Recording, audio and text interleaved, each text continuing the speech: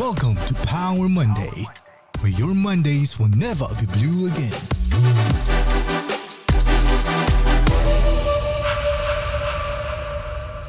Hello everybody, good morning and welcome to another episode of Power Monday, where your Mondays will never be blue again. My name is Taufik, and if you're new here, Power Monday is ERA's original podcast where we bring in the best of the best in the industry to share their journeys, the strategies that kept them going, and the best practices for success. So if you are looking for your weekly dose of motivation, empowerment, we are here for you every Monday, 10 a.m. on ERA Singapore Spotify. And if you'd like to watch us, we will also be on One ERA YouTube. So, wow, for today's guest, we are thrilled to have a dynamic and accomplished leader with us in the Power Monday studio. So he started his journey at 22, and by the age of 26, he has built a multi-million sales division that kept on growing tremendously. And he's also someone whose achievements and unwavering determination has established him as one of the most successful leaders in the industry. So everybody, please join me in welcoming Alex Lim. Thank you. Yeah, thanks for the invitation. Yeah, Thank you so much for being here. Yeah. Thank you so much. Okay, so for those of you who have tuned in the past Power Monday episodes, I think in every episode with the other guests and motivators, we did talk about failures and why the way you deal with it makes a huge difference and makes a huge impact in your life trajectory moving forward. And for this episode, we're going to delve deeper, and Alex is going to share with us 5 failures that forged success. But before that, Alex, starting at a young age at 22, and then after NS, directly moved to real estate industry, and then you built a division, and then until now, to be the person you are today, I'm sure you had your battles with failures. Yes, definitely. Right?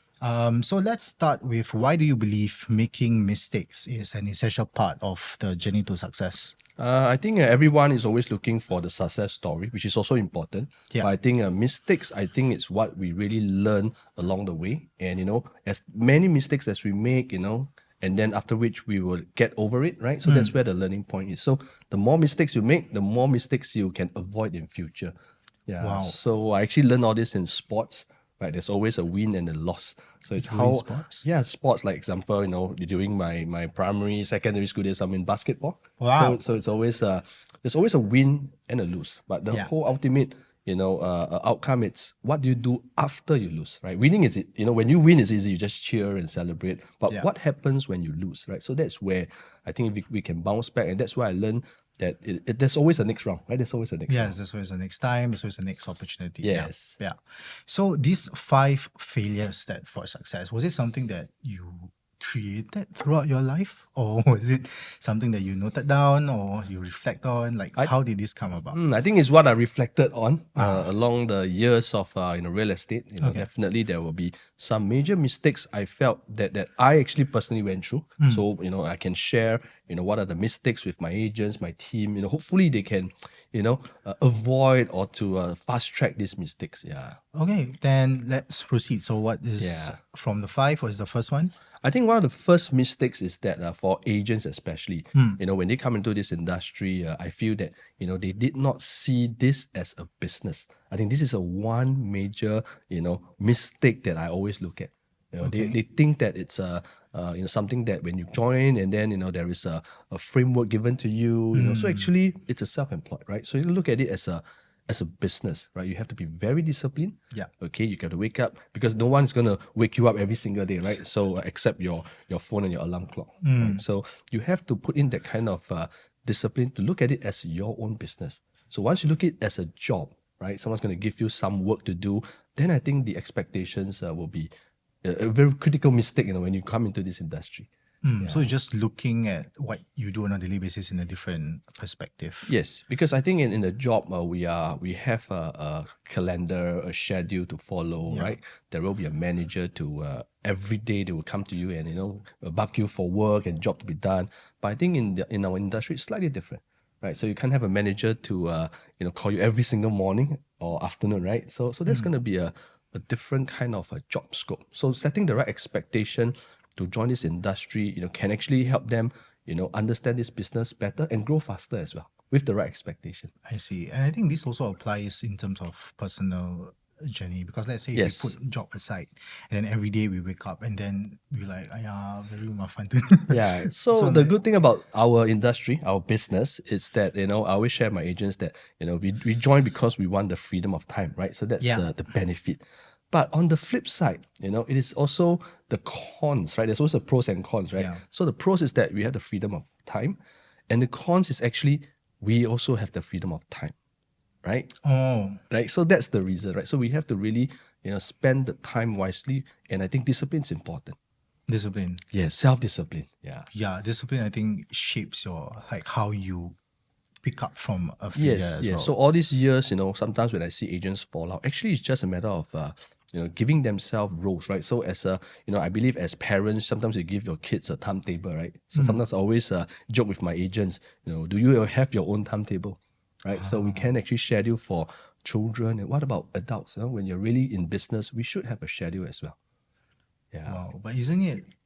Some would say like having a schedule it's tedious or it's so very hard to keep track. Yes. But that is also, I guess, one of the minor failures, Yes, which is yes, keeping yes. track of. Keeping track of your schedule, it is really important. Yeah, because I came from a single parent family. I don't have any siblings, so I just felt that maybe I don't know. Maybe I came from a place that I'm privileged to not have such support. Then I have to fend for myself, right? So I have no one to rely on, and I think maybe that forms a little bit of discipline and drive. Then I always share these stories to hopefully inspire our agents to, my agents to really, be focused on what they're doing. Wow, so single parent and no siblings. Oh, same. I also only Wow, child. really? Yeah. So I was always left at home alone. So Same. when home alone, you got nothing to do. Yeah. You got to find something to do. Yeah, and I also actually like writing down stuff, planning. Yes, but then I yes, actually, yes. as in when I was young, I don't actually follow through lah. It's just, it's just the first. Okay, good. Wow. Yeah, That's good to wow, hear. it's relatable. Okay, then moving on to the second. Yeah, I think one of the next mistakes that agents do is that I feel that they don't have proper money management. Because money, I think this topic is not taught in schools. Yeah. I don't think it's taught anywhere because it's quite a sensitive topic, right? When you talk about money. But actually, what I'm trying to say is that money has to be managed. Yeah. So as young, we only have like one bank account, right? We come in, we come out, right? So actually, as agents, we need to manage our money well because in business there is an income, right? There's an expense, and we don't have any CPF. Right, we don't have CPF, so we need to put aside some money, into somewhere that you cannot get your hands on. Oh, No cards, no checkbooks. Maybe you have to queue up at the bank. That kind of discipline. So money management being a discipline in your money as well. okay. Then you can sustain the work. Okay, but I believe that, I mean, I also do that. I have like a site where I don't try not to touch, but then there's some Yep. You try not to touch, right? instances where I feel like I deserve it, that I should take out. Of course, from of course. There will be these instances.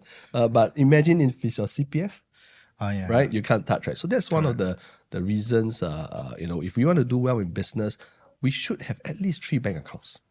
There's an income, expense, and your 4 savings that you don't touch.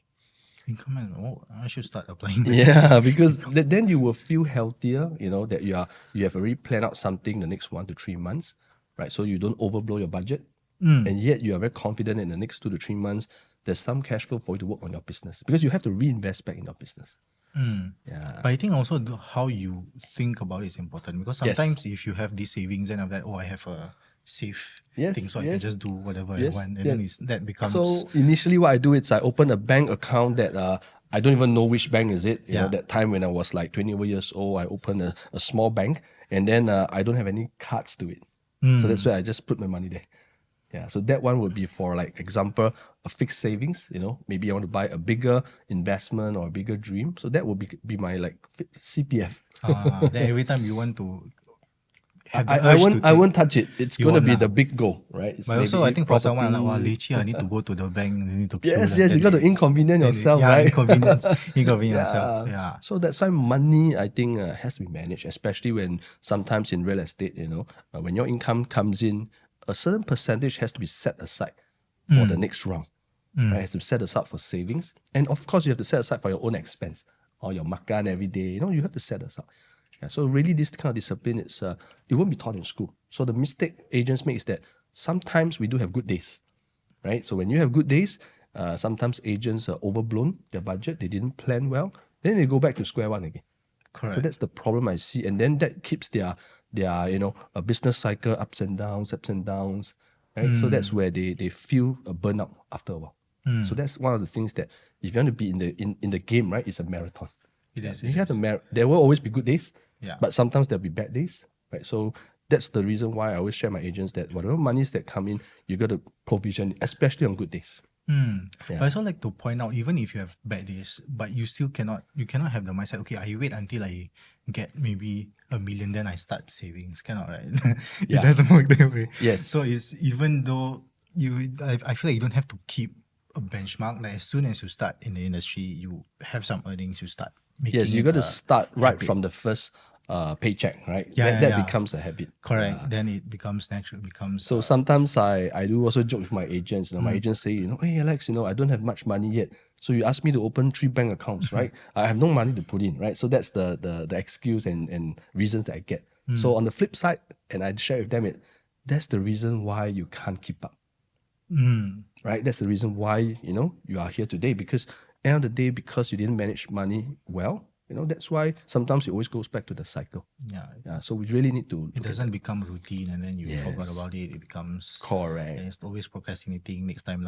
Yes, correct. Because you It see, never even in any companies outside, there's always an accounts department, Yeah. right? So the bosses can't just touch the accounts department.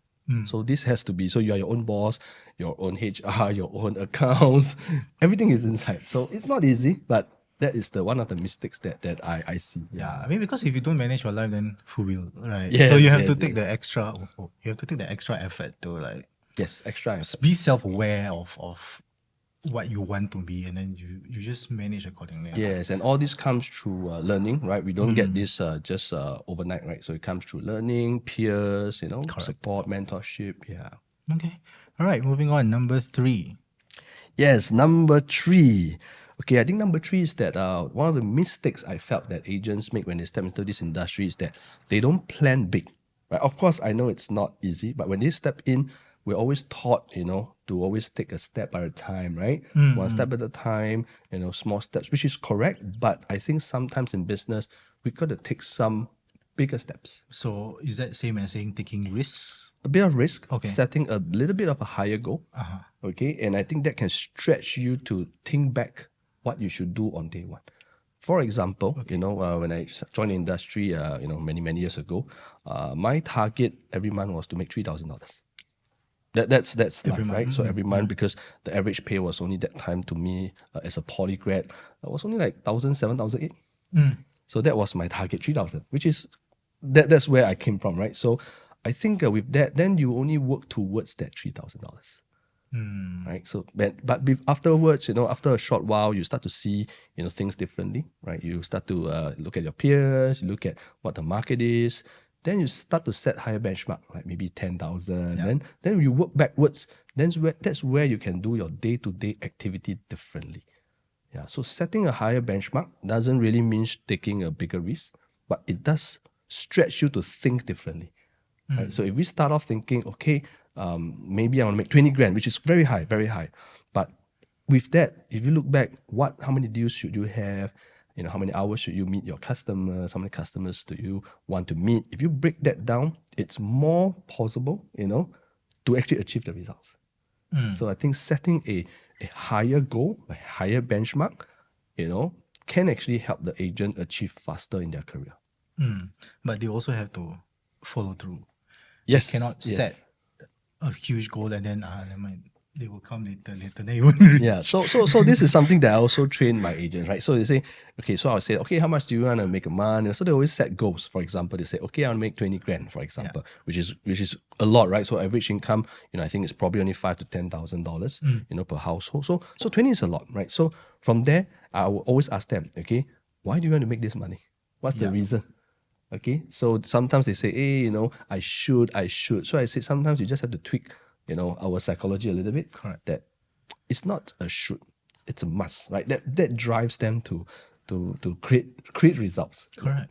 Yeah, so that's my point of view that, they can set actually a higher barrier for themselves. Yeah. Yeah. So if you guys remember first episode, reasons or results. Reasons or results, yes. The in-betweens are, not so critical. It's reasons or results. Reasons or results. Yeah. The rest doesn't matter. You will always be right. Reasons or results, you're always right. Right. Yeah. So let's choose the results.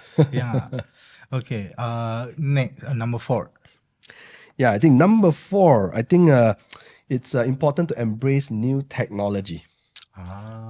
So I think embracing technology, it's important for today's workplace. Yeah. Right. So things are moving so fast, and it always evolves. Correct. It always evolves. Correct. So I think what I do see is that some agents, especially the experienced agents, because of all these years of work, they have been getting results in a certain way, right? But along the way, things have micro shifts in society, in culture, in technology. So sometimes it's good to keep up with it. Yeah, keep up with it. Yeah. But we So also have experienced agents, I don't want to use the other word, that are not as tech savvy. Yes. And then I do see them, every time when Garrett does the Sales Plus or Jackson does their Sales Plus, they keep coming back. yes. And a lot of them also tell me that they can't remember or it's hard Yes. to keep track. So Yes. they keep coming. But that's another means to improve lah. Yes. You know? So I think we want to leave no one behind. There's Correct. always, I feel there's different generations, right? The different generations. Some they already born with it, so it's easier for them to catch up. I think probably I'm in the middle, right? I don't grow up with it, but again we shifted. But there's also a group that have no idea what is this all about. And I think for this group, it's really important for the manager to coach them. Correct. Not just attending trainings. It's really got to sit down with them, how to apply. And sometimes a little bit more effort can help the agent improve. Right? But again, on the agent side, they have to be open to it. Yes. That if they don't even download the app, there's nothing we can do. They got to maybe try, figure out, and they have to reach out if they don't know. I do have agents in the 70s. Okay, they also are a little bit slower to adapt, but at the end of the day, they're able to adapt. Correct. It's just whether are you willing to let technology into your life and into your course of work. So if you allow it to happen, it will happen. Yeah. Yeah, And it also will don't happen. be discouraged. Like if you feel like, why I cannot get it so fast? Why do I have to keep seeing my... Because I have Yes. one agent who came, then she was like, Taufik, you keep seeing my face. And I'm like, it's okay. It also is good for you. What benefits you will benefit you. Yes. Right? And if you keep trying, then eventually you will get it there. Yeah. So I think this leads to, before we get to the last point, this also leads to don't compare too much with other people, like other people's progress and your progress. Yes. Totally different because you guys are living in different circumstances, your situations are different, your level of understanding is different, and a lot of factors that comes to it. Yes, So I think my main point is just don't be discouraged if you feel like we're a bit lacking behind. There's always room to catch up. So I feel that it's all about the willingness to accept technology. Yeah, Correct. if- Open-mindedness, yeah. If you are open to it, there's always a lot of things that can happen when you will embrace technology. Yeah. Yeah. Doors will always be open if you are willing to Yes, be, yes, there, be there. Okay, so moving on to your last and final point. Yes, my last and final point is actually one of the mistakes I see is that agents are not planning to scale their business. Okay. Scaling means doing one thing. Today in the age of technology, Yeah. while we're sitting here talking, right, behind the scenes, the work still can be done. Yeah. Right. So, for example, I think social media is one of the ways that we are scaling our business. Correct. Yeah, you can actually create different ads at different times, okay, and also on different platforms all at once. Yeah, so that's I think, very powerful way to market yourself. So to scale your business, you have to up your branding.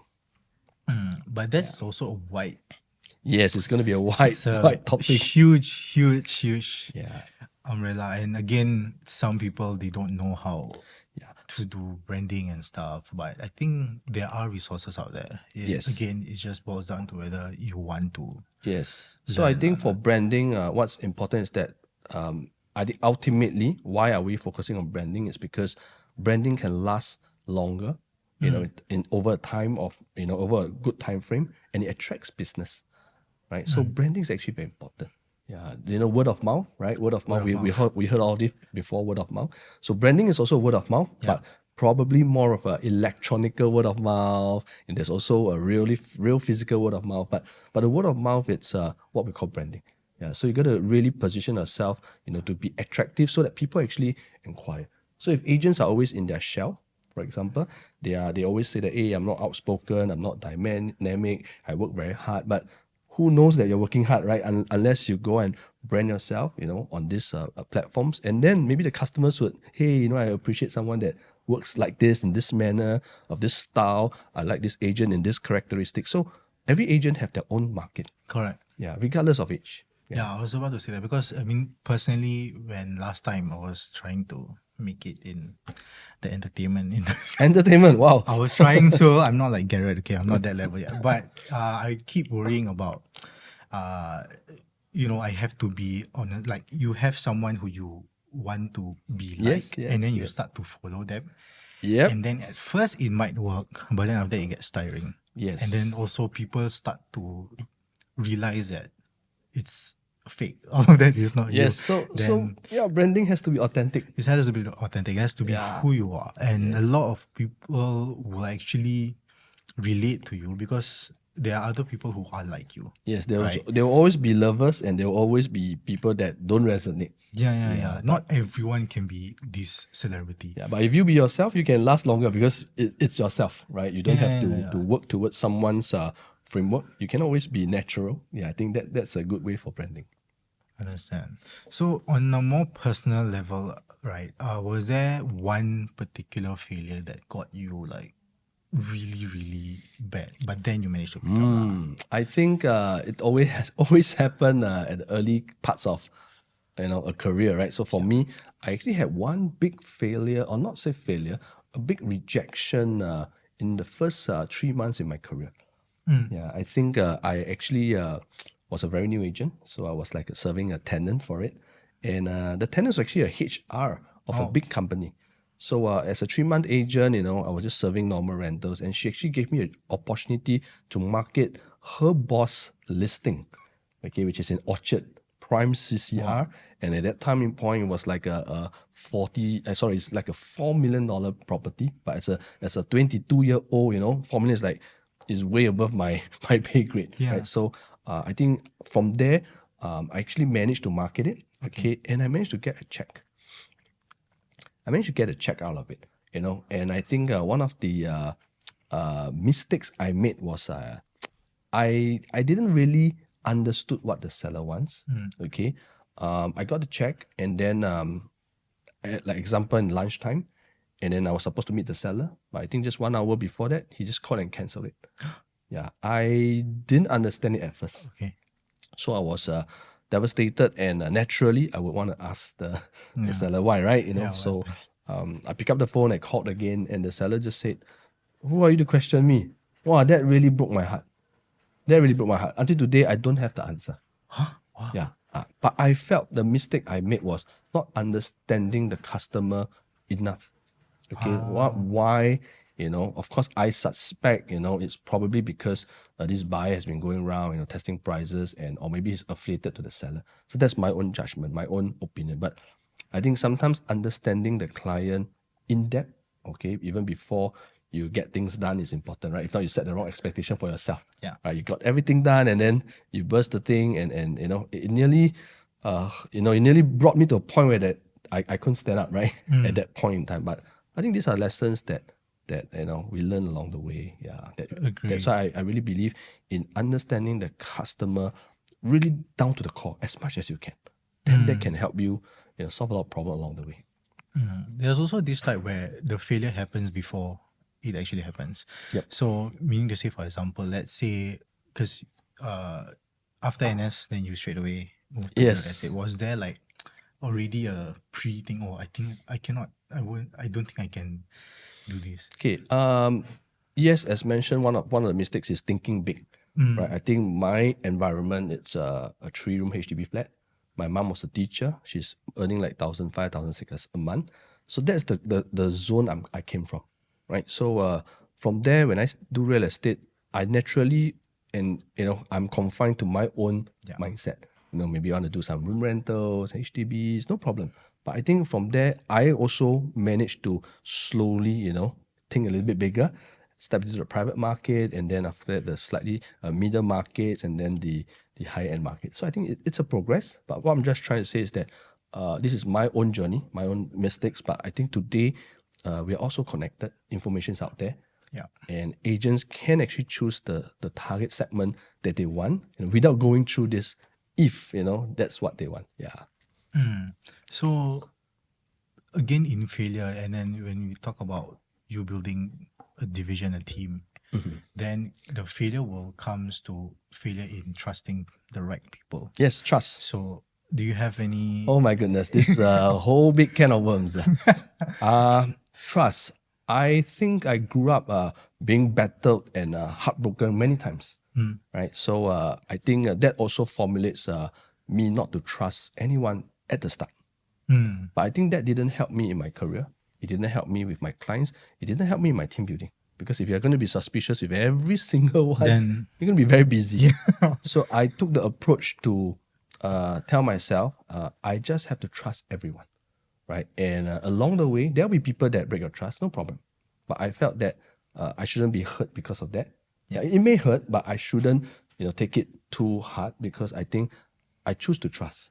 Right? It's a conscious choice at 100%, without any doubt. Again, I cannot control what I cannot control, but I think this has helped me all these years. Just choose to trust first. I trust that the client will go with me. I trust everything will be smooth. I trust they will appear. When I ask them to appear in a show flat. So I just put that full trust. I think that actually helped me much, much more, because it resonates with the client. It resonates with my agents, my leaders when I'm doing team building. So I think, yes, it's an important topic, not easy, right? Everybody gets hurt. Maybe I'm not hurt enough, I don't know. But I still choose to trust everyone. Yeah. So wholeheartedly. fully trust, even though, like, for example, you already had experience where your trust is lost. Then Definitely. Would that be a barrier for you to trust the other person? No, Or? I have already told myself it is not me, it is them, right? So we can't control whether someone, distrusts. So that I can't control. So no point I put my energy into that.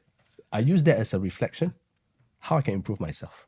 Yeah. Because some people, I think the word is baggage, like past. There will be. Yeah, and then they so afraid for it to happen again. Yes, there will be. But then they don't move forward, and then they miss the opportunity. That's one of the mistakes, right? So we have to let go of it. We treat it as part of the journey, right? So there's always you will always fall when you're young, right? But you don't look back at I don't dare to walk anymore. Yeah. Then then that's the point in life, right? There's no point in living. Yeah. So I try to keep myself in this frame of thinking. Yeah.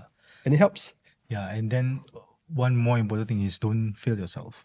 Yes, definitely. Don't feel yourself, right? So build up the Whatever- confidence, yeah. bounce back. Whatever it takes, if you need some time to self-care, then Yes, and spend more time with the people you trust. Just spend more time. correct. Yeah, okay. Any final piece of advice for people who feels like whatever they do, they feel like maybe their doors is not open yet. Yep. So any advice for them, any words of encouragement maybe? I think how I encourage myself, it's I mustn't be afraid of failure, because everybody will go through failure. Yeah. So the way to win is the one that is willing to take on more failures. In every sport, it's the same. You only see the shots that were scored, right? But the millions of shots behind, you won't be able to see. So not many people can go through that. So that's the secret I tell myself, that 90% of the people won't go through the hardship. And if I were to go through the hardship, I may come out a little bit better. So I think don't be afraid of failures. Don't be afraid of hardship. It's part of the process. Carry on. Of course, you can shorten the cut by speaking to people with more experience. I think that can shortcut a little bit. But again, we have to embrace all failures. Yeah, embrace all failures. That picture just got into me when you say like one winning shot. People cannot see your other. Yes, they won't see that. The picture just arrived in my head. I just realized what you meant. Okay, so guys, experiencing setbacks is inevitable. It's normal, and but also essential for personal and professional growth, right? So remember that each mistake that you guys make adds on to your life lessons and then ultimately nurture you to become a better version of yourself Yes. every day. So I think this failure topic is very interesting. But we don't have time for it. There's a lot of things. No, I always tell, I think the previous episode, the one episode with Bjorn, I really trauma dump and then it become my counseling session. So I try not to do it this time. I'm sorry, guys. Okay, so Alex, thank you so much Yeah, for being in the thanks, studio yeah. today. Thanks And for thanks so having me. much, you guys, for tuning in today's episode. We hope you found Alex insights as interesting as I did. So if you guys enjoyed this episode, continue to follow us on ERA Singapore Spotify and leave a comment on our YouTube channel. We love to we love to read your experiences. So stay tuned for more powerful episodes. And until next time, keep pushing forward, stay empowered as we continue to rise by raising others. And remember, your Mondays will never have to be blue again. It has been Alex and Taufik. Have a great week, everybody. Bye-bye. Bye. Power Monday, where your Mondays will never be blue again.